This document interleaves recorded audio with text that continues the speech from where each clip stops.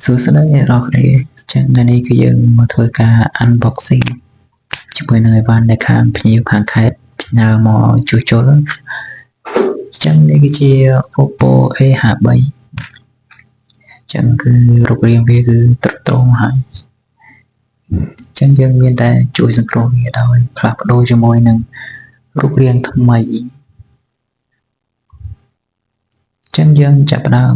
ដោះជាមួយនឹងខ្ចៅចេញដើម្បីយើងលើកជាមួយនឹងម៉ាស៊ីនលើកជាមួយនឹងគ្រឿងខាងក្នុងចេញចឹងយើងចាប់ផ្ដើមឆ្កឹះជាមួយស្នាប់ថ្មស្នាប់ជើងសាកនិងស្នាប់អេក្រង់ចេញហើយយើងចាប់ផ្ដើមលើកជាមួយនឹងម៉ាស៊ីនមកវាចេញចំណែកផ្នែកជំហាននេះគឺជាប៊ូតុង power ចឹងយើងលើកចេញហើយយើងចាប់ផ្ដើមធ្វើការគោះនៅផ្នែកខាងក្រោមចឹងនេះគឺជាជើងសាកយើងលើកវាចេញមកហើយចំពោះជើងសាកនេះគឺវារាងតាំងតិចដោយសារវាចាស់ហើយចឹងយើងចាប់ផ្ដើមដោះវាចេញដើម្បីធ្វើការសម្អាតចេញចឹងនេះជាសម្បកថ្មីដែលយើងត្រូវធ្វើការផ្លាស់ប្ដូរទៅលើមួយគ្រឿងបាញ់មិញនេះជានៅក្នុងសម្បករបស់វាគឺមានតួមានខ្នងក្រោយមានជើងស៊ីមមានជាមួយនឹងប៊ូតុងជួរខាងក្រៅសម្រាប់ប៊ូតុង power និង volume សំឡេងយើងចាប់ផ្ដើមលើកជាមួយនឹងកណ្ដឹងខាងលើដើម្បីដាក់ចូលទៅកាន់តួថ្មីហើយនេះគឺជាស៊ុំកាមេរ៉ាហើយសម្រាប់ដុំពណ៌សនេះគឺហៅថាដុំញ័រយើងលើកវាដាក់មកហើយនេះគឺជាជើងសាកដែលយើងបានសម្អាតមិញហ្នឹងចឹងយើងចាប់ផ្ដើមចាប់វាចូលគេយើងដាក់វាចូលតាមគ្លៀករបស់វាហើយយើងចាប់ផ្ដើមបកជាមួយនឹងស្កុតដើម្បីដាក់ជាមួយនឹង Oppo ចូលខាងគេនេះយើងធ្វើការបិទកាវដាក់ជាមួយនឹង volume បិទបើកសំឡេង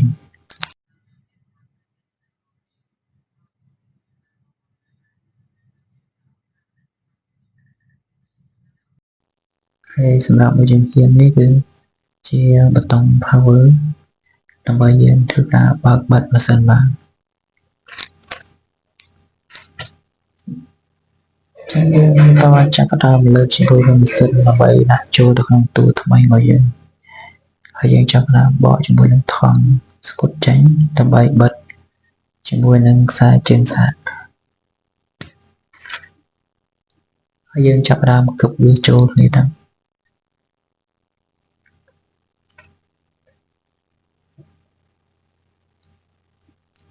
ចឹងនេះគឺជាក្រោមដែលយើងត្រូវផ្លាស់ប្ដូរជាមួយនឹងតួថ្មី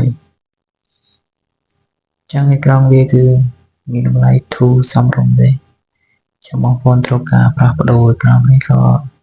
ខាងយើងមានទទួលសេវាកម្មផ្លាស់ប្ដូរក្រោមដូចគ្នាចឹងយើងធ្វើការបិទកាវមួយជុំទៅដើម្បីយកទៅចាប់ជាមួយតួហើយសម្រាប់ស្កុតនេះគឺយើងត្រូវបកចេញដើម្បីបិទជាមួយនឹងអេក្រង់ជាមួយនឹងខ្សែរបស់វាហើយយើងចាប់ផ្ដើមបកស្កុតដែលមាននៅលើតួអញ្ចឹងបន្ទាប់ពីយើងបិទកាវហើយយើងចាប់ផ្ដើមលើកអេក្រង់មកគុំជាមួយតួហើយធ្វើការរុំជាមួយនឹងស៊ូកង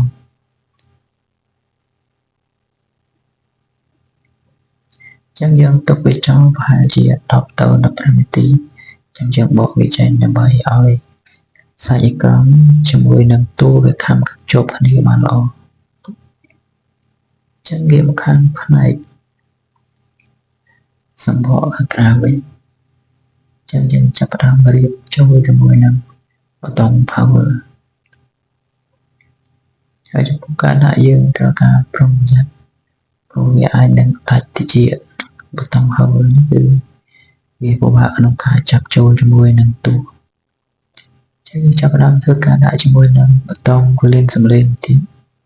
ដែលវាមាន2គឺលើហើយនិងក្រោម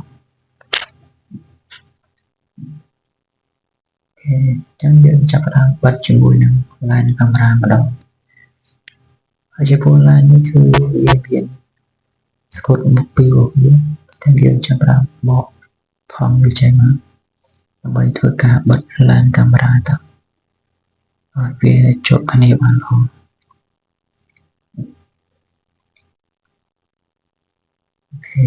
ចឹងយើងត្រូវប្រុងប្រយ័ត្នកុំឲ្យវាឆ្កូត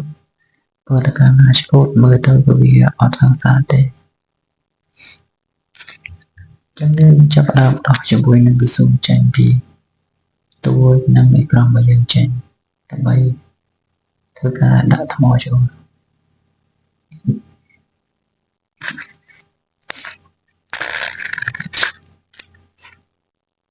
ចា៎នេះគឺជាថ្មថ្មីដែលយើងត្រូវផ្លាស់ប្ដូរដូចគ្នាជារួមបន្ទូខ្លួននេះគឺត្រូវផ្លាស់ប្ដូរចេញទាំងអស់តែម្ដងទឹកលែងតាមម៉ាស៊ីនហើយនឹងជើងសាកទេចឹងយើងធ្វើការបកស្កុតដើម្បីសេរីក្បាលថ្មឲ្យវាត្រូវជាមួយនឹងស្នាប់របស់វាហើយយើងគឹបវាចូលផ្លាច់ចឹងចឹងយើងចាប់ដើមចាប់ជាមួយនឹងតួចឹងយើងគឹបវាឲ្យចូលតាមងាំមកវាទៅដើម្បីឲ្យវាជាប់ជាមួយនឹងតួរបស់វាចឹងប៉ុណ្ណឹងគឺយើងធ្វើការចាប់កញ្ចក់ចូលវិញទៅ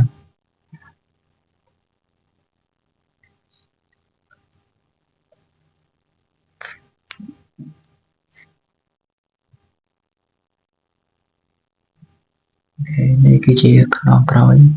ដែលយើងត្រូវធ្វើការបិទទៅលើតួរបស់វាចឹងខ្នងក្រោយនេះគឺវាមានស្កុតមុខពីរមកស្រាប់ហើយតែយើងត្រូវបិទកាវថែមដើម្បីឲ្យវា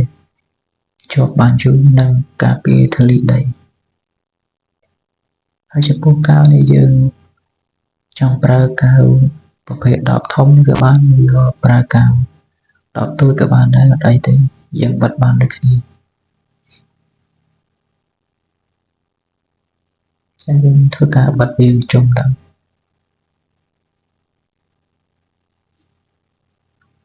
ចឹងមុននឹងយើងបិទខ្នងក្រោយយើងត្រូវធ្វើការបិទ line មុនសិនចឹង line គឺវាមានស្កុតមកបកវាដូចគ្នាចឹងយើងធ្វើការបកវាចេញហើយនេះគឺជាស្កុត OCA ដែលយើងត្រូវយកបិទលើកាមេរ៉ា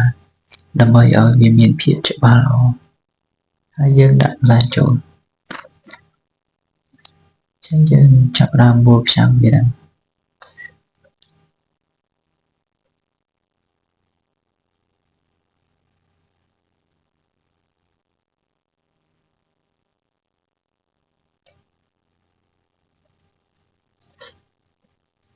ទៅចឹងយើងចាប់ផ្ដើមយកខ្នងក្រោយវាដើម្បី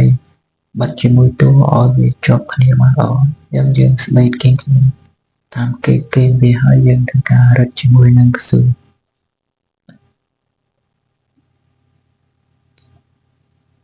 ចឹងដល់ណាដែលវាហើបចឹងយើងយកដៃសង្កត់វាតិចទៅដើម្បីឲ្យវាជាប់គ្នាជាមួយនឹងកាវចឹងយើងចាប់ផ្ដើមបើកម៉ាស៊ីនដើម្បីតេស្តទៅលើក្រោមចឹងអេក្រង់វាគឺមានដំណើរការល្អហើយចឹងហ្នឹងគឺយើងអាចស៊ីលុយភ្ញៀវបានហើយនេះគឺជារូបរាងបន្ទាប់ពីយើងធ្វើការដំឡើងហើយចឹងតែប៉ុណ្ណឹងគឺលុយស្តុបទៀតហើយ